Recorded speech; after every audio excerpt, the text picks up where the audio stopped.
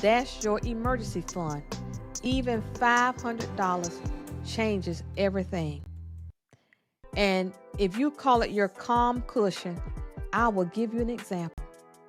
If your refrigerator breaks, that's a necessity. That is an emergency. If you do not have a calm cushion set aside, your emergency fund set aside, you know what you're going to do? You're going to go into panic. You're probably going to end up with late fees.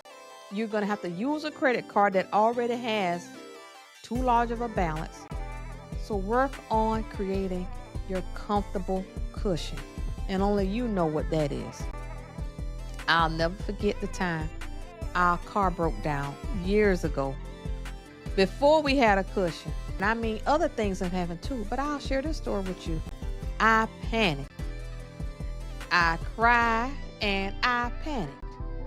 I wonder, do we have to put this on the credit card and we trying to pay it off? God, why is this continuously happening to us? But once we had just a small emergency fund, everything changed. That flat tire didn't ruin my week.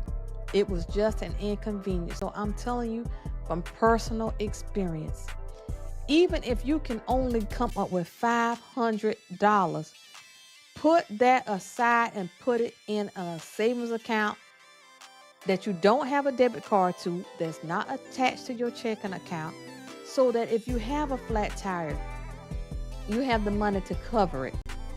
If your refrigerator breaks and if you don't want to get into debt, then maybe you could take that $500 and go buy a cleaned, used refrigerator with a warranty to hold you over until you can get the money saved. Your calm cushion doesn't have to be huge at first, like I said.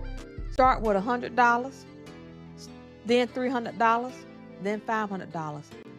Build it brick by brick until you feel that weight lifting off your shoulders of not knowing if something is going to push you over the edge financially.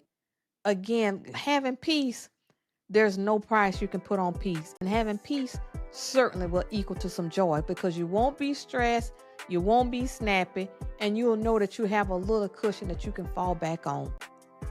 And that is so important.